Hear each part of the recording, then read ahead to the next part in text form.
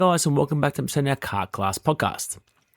Today we're going to be discussing how to win a national championship. Having recently attended the third round of the Australian Kart Championships up in North Queensland, Townsville, we were really fortunate to have one of our cadet drivers, Alfie Lacchetti, win the Cadet 9 category at round 3. So his first national victory, so a huge confidence boost. But what many don't see is that he's been racing for about 18 months now. So that's the sort of work that it's taken to get to this point.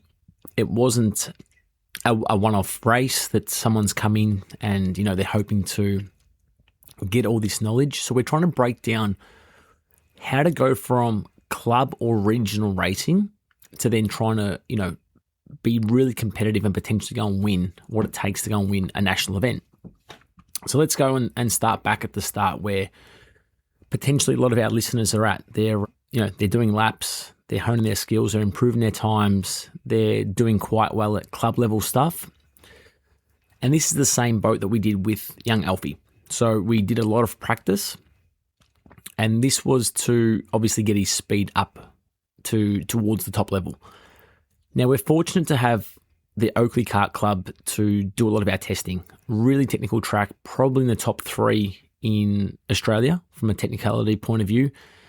A lot of undulation, 15 turns within about 50 seconds. So the drivers really need to be switched on and need to be setting up 2 or 3 corners in advance. So it's really good it sharpens their skills incredibly well. So for the first, 6 to 8 months, it's just doing as many laps as you can. That includes some coaching sessions, obviously, to point out what to do, where to drive, where to brake, where to accelerate, where to clip the curb, where not to clip the curb, and so on. And then it's up to, father and son in this case, to go to the track and to hone those skills themselves as well, so that they're continually developing. And now what we're doing is then we're stepping into club level racing, and that's trying to build on that lap speed that you've got. So you're doing a lot of laps at your local track. Now it's about putting it into racing. And the whole key here is that you want to try and be competitive at your local club first before you even start to embark on the national level competition. But it's a good opportunity to get through racecraft at a lower level. So, making mistakes, going for big passes, spinning out, potentially dropping a wheel, getting penalties, whether you've passed them to yellow flag, the tram tracks for a race start point of view. These are the sort of things that you need to experience and clear out before you get to trying to win national level races. You can't afford to be at the national level and doing these little mistakes, because when you've got full grids of, 25 up to 50 karts, these small penalties are going to be, super critical. You can potentially lose 10 or 15 spots from getting an uncalled for penalty. So now that we're starting to build our confidence at our club level, we're going through the mistakes. We're doing that all now. Now what we're trying to do is we're trying to step up to a regional level, but we're starting to implement things that happen at a national level race. Now, for many young drivers, you put new tyres on for qualifying, and clearly it's very slippery at the pits. So you go out in qualifying and potentially on a brand new tyre, you can spin out. And in some instances, with clutches these days, you can get back on the track and continue on for qualifying, but you might lose your track position. So rather than going out with the whole train of karts, you've spun off, now you're driving by yourself, and it's a bit of a wasted qualifying session, because not only are you driving by yourself, but having a spin out the pits, it sets your confidence back right away. So what many people do, and look, my dad did this with myself and a lot of other drivers that he's coached previously as well, for some of these regional races, he would actually scrub in the tyres. Now, whether that's 2 or 3 laps, whether that was to do 1 or 2 sessions, just to scuff them in a little bit, so that when I was to go out for qualifying, I would have instant grip. But what it does is it takes a slight edge away from the brand new tyre, and it's not something that we can do at a national level. You have to start qualifying in the Australian Kart Championships with a brand new tyre. So we set about last year with Alfie, not so much worrying about whether we're going to qualify towards the front or potentially, a few spots back. It was about, at AKC level, we have to go out for qualifying on a brand new set of tyres. So we're going to start doing that at all the other races.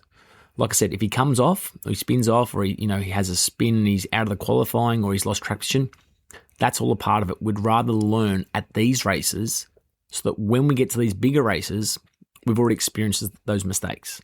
So we started that from last year, try and replicate that. We also try to replicate, having a really strong timed practice session, because that sets our grid for qualifying. So whether that's having to slow down on the track to find the quick kids to get a slipstream, not towing other carts around so they get a better lap time than us. It's literally about mimicking qualifying in the time practices. Now, they didn't always come off. Sometimes we're driving around by ourselves, or we're slowing down when we're actually on a fast lap, and that's okay. Like literally, in this instance, we're dealing with an 8-year-old driver. But we're trying to get all of that sort of nuts and bolts out at a regional level, so that, again, when we get to qualifying for national level, we've got good track position, we've got good slipstreams, we know at which stage those tyres are going to get into that window to perform your best laps. So this is like a year earlier that we're starting to prep for these national races. Now, what we're starting to do now is we're starting to venture from regional races, we're starting to get to more of a state championship type races. So late last year, there was a race in December, the Victorian State Cup, and we had interstate drivers arriving. And this was a track that we, weren't overly familiar with, but we knew the track. So at least it gave us a bit of a heads up on quick kids are coming to our tracks. We've got a small advantage here. And then to get a podium at a state title race, that's a real confidence boost for the driver, for his friends around him to sort of spur him along as well. And that's, you sort of got to pick your battles a little bit. There's no point as you're starting to build confidence and you're getting faster and you're winning club and he's starting to get on the podium at regional. If you're not quite ready for these larger races, just don't keep hiding them as such, but set realistic expectations so that you don't go in there thinking that I'm just going to go and win every race. And when you don't, you're sort of disheartened and then you're sort of back to square one. If you're setting realistic goals and you're trying to achieve those goals, then that's definitely a step forward. So in that case, finish up the year really well. And then you get to January this year, you've got a whole school holiday period again. Keep pumping laps into the kid. Keep trying to get more speed. You've got to keep extracting our speed so that we get an opportunity to race with the fastest kids. We can at least match them for lap time. And so that's where it sort of starts over that Christmas holiday break, is that we've built up speed through the start of the year. Then we've had to get our racecraft right. Then we've got another block there that we can actually, again, push his speed to get more out of it. And then once it starts the season, it's really about minimizing these mistakes. So we get to round one, we're quick in practice, bad qualifying for round one, and all of a sudden we're in the crap. Heats 1 and 2 are in crashes. To be honest, really don't actually show our potential in round one because of a bad qualifying. So literally one bad session, and we're relying on an 8-year-old kid to, it was a wet session, I think it may have been, and it's very, very hard to perform at your best when you're under a lot of pressure. But these are the things that can really determine whether your weekend's a success or not. So we weren't too stressed about, that was our first AKC round for the year. Realistically, we were aiming for top 5. I think we finished maybe 7th or 8th, and it was a decent run, but we had more potential. Get to round 2, all of a sudden, again, our speed is now right towards the front. I think in the final, we were quickest on track for a large portion of the final, and we were sitting behind third place cart, made a move in the last lap, had a bit of a coming together, and we ended up 7th. So so he was very disheartened from missing that potential podium because, again, we've shown a lot of potential throughout the whole weekend. We've been one of the fastest carts throughout the whole weekend, and we've got nothing to show for it. But it was a real breakthrough weekend to know that if these are the fastest kids and we are consistently with them, then we have that belief that at some point we get an opportunity to take that podium. Then it gets to round 3, qualify in the front row, and now all of a sudden we've got track position. So we've really nailed the qualifying. Yeah, timed it well, got good slipstream. Yeah, cross the line first, and I think another kart sort of got us on the last lap.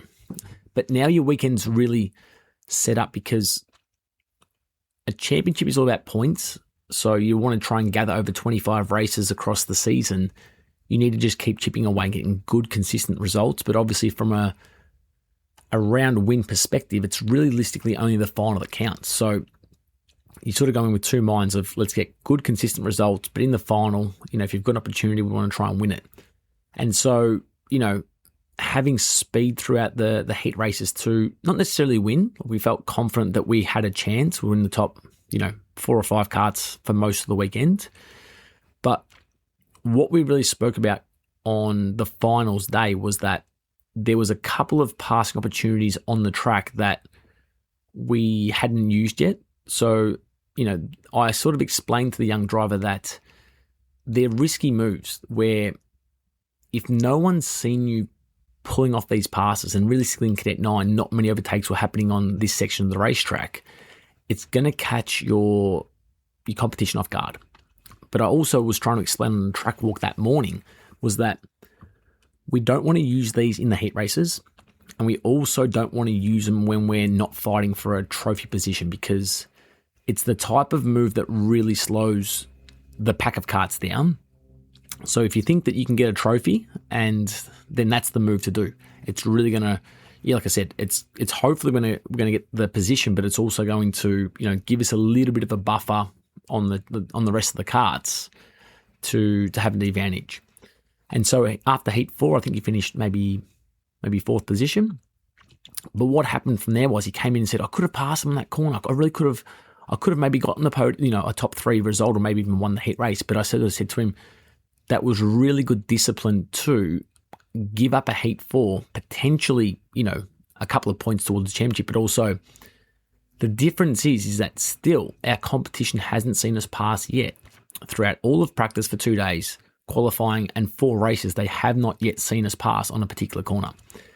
And that's key. So he was a bit frustrated that he could have potentially got a better result. It may not have come off anyway. He may have crashed, or the move, may not have worked. So we were still very happy with the 4th place starting position. But then in the final, once he actually showed and we unlocked a little bit more speed out of the kart, we could pass on a few other spots. So then all of a sudden it opened up a few more opportunities to go from 9th on the first lap. And he made his way up to the top 3 karts with a couple of laps to go.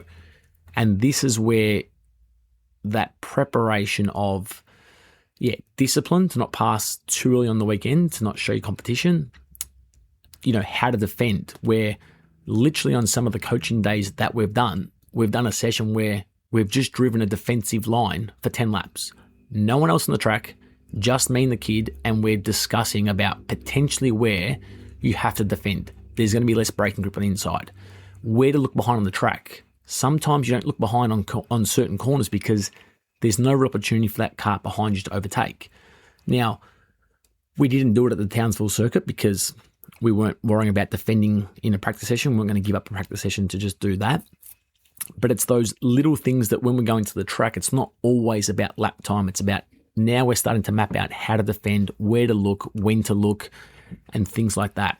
And so when we've made an opportunity for position 3 in the final, fortunately for us, it came off. But for the other driver, unfortunately, with a little bit of contact, he sort of got escorted wide, and then I think potentially dropped a chain or had something happen. So again, these are sort of moves that can make or break your own weekend. It could mean that you come off second best also, or it could mean that you come off a little bit better than the other competition.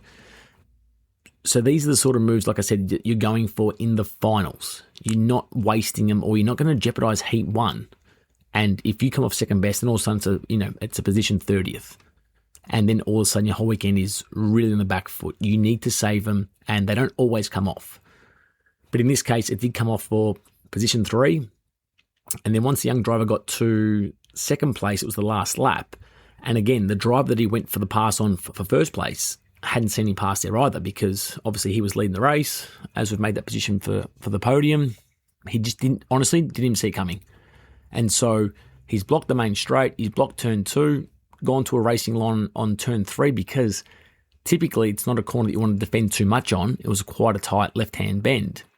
And the young fella's just come through and passed him, nice and cleanly. But what it did was it gave him a 2-kart buffer that then he held for the next 40-odd seconds for the lap, and was able to not even have to defend the last portion of the lap to cross the line to win his first Australian Championship round. So it goes to show that you can do it with discipline, with laps on the track to build your speed, but also even when there's no one on the track, you can still learn how to defend, when to look, what to do. Because a lot of these coaching session days, parents and even kids want a personal best lap time. Now, fortunately in that race, we had the speed to move through the pack. But even myself, having won a lot of races over the time, I haven't been the fastest car most of the time when I've won the races. It's about making good decisions and knowing when and where to pass to give yourself that little bit of an advantage. If you've got speed, you can pass anywhere because you know you're going to catch the next car in front of you. But most of the time, you don't have that superior speed compared to your competition, especially at that level. So that was like an 18-month groundwork for, building up speed. Then once you've got speed, get confidence at a club level, then start to chip away at a regional level. And then at the regional level, we're starting to implement what we're going to be doing at a national level. We're not ready yet to contend at regional, but we're starting to build that process of how to qualify, track position, slipstreaming, defending, get all that stuff out the way. Then we get to national level. You've got smaller margins, smaller mistakes can be made because there's more depth in the field. There's larger fields with better drivers and more of them. So at that stage, you're working on limiting your mistakes and taking opportunities. And that means that sometimes you've got to save the best for last, where you're saving something up your sleeve. You're not going all out in the heats to win something that no one's going to remember who won Heat 4 at Townsville in 5 years' time. But potentially, especially the kid that we're talking to, he'll remember it in 5 years, and potentially other drivers go, oh yeah, I remember who won that race in the final at Townsville 5 years later. So that's how you go from potentially where you are at club and regional, and then there's sort of some of the steps that's going to take you to going on to potentially winning a national championship event. I hope you've enjoyed this episode on our Kart Class podcast. It's sort of a little bit of a breakdown on, where a lot of families are at and where their future goals may lie. So I hope you've enjoyed this podcast, and we'll keep in touch with you guys soon. Cheers.